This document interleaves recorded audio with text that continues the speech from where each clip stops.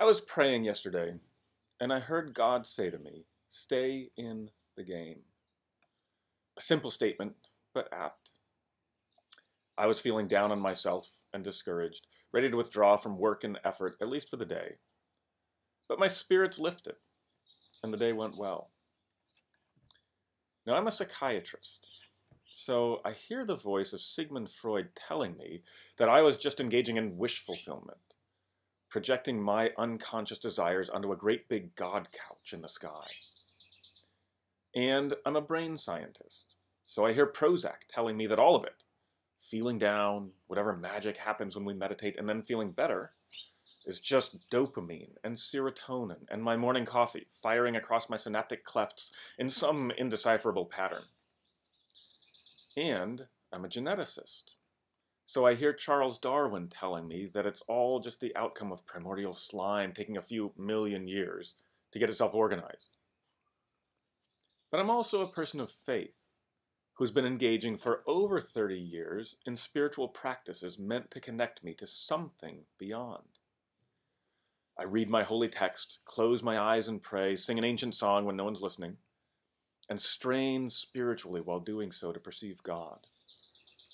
And sometimes, not always, but often enough, I think I do. I believe I make contact with a being beyond myself and my cosmos, comprised of some indescribable stuff, who is nonetheless personal and interested. I may be wrong, and even if I'm right, I'm sure my day-to-day perceptions are often off. But they often enough seem on and true and helpful and other than what I would imagine myself making up. And so at this point, I believe. In spite of Sigmund and Prozac and Charles, I believe that there's something more out there or in here than the material universe, and that I have become a trustworthy perceiver of that something more. Adding to my comfort with believing, I'm also pretty sure that science has oversold its ability to reliably produce good information about matters spiritual or, for that matter, material. I'm getting ready to submit a research paper to a scientific journal in which I assert that a genetic variant in a calcium channel gene negatively affects cognitive abilities in persons with schizophrenia. What's remarkable is that I believe my assertions are, in this case, true. Looking back on the research papers I've published over the past 20 plus years, all of them vetted by peer review, I'm pretty sure that almost all the claims I made in them have turned out to be wrong, false, incorrect, shown by other people's subsequent data to be not true. Now, gladly, I'm not alone in this. A huge portion of scientific papers published in the most prestigious scientific journals in the world, whose metaphorical doorsteps I've never even deigned to darken, are either completely non-replicable, so unique in terms of sample and methods that no one will ever be able to either confirm or disprove them, or have been subsequently shown to have been just plain wrong. Compound this with the anti-science voices often coming at us from religion who derided Copernicus and then Galileo, and who I've experienced as the Bible-thumping young earth intelligent design creationists who eye me suspiciously at pastors' meetings because I revel in how much evolution informs my human genetic research. And it's amazing that anything scientific advances at all. But it does. Just like religion, the scientific enterprise, built on the back of mostly wrong inferences, somehow produces enough right ones to move us forward. I look at my collection of biological data, gathered through physical sensing, describing brains and genes and thoughts, and I perceive a pattern.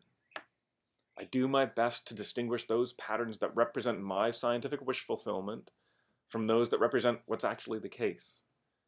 And at this point in my development, I feel I've become a pretty trustworthy interpreter of the physically sensed data that describes our complex material world.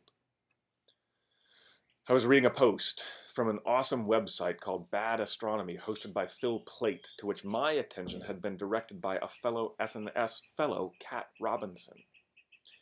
Phil, who writes about all things cosmic, was describing yet one more way that we, on this dot of a planet in the midst of the vast universe, had built a detector for some wave or particle and were able to remove the noise from the ridiculously faint signal and were able then to actually make sense of it all.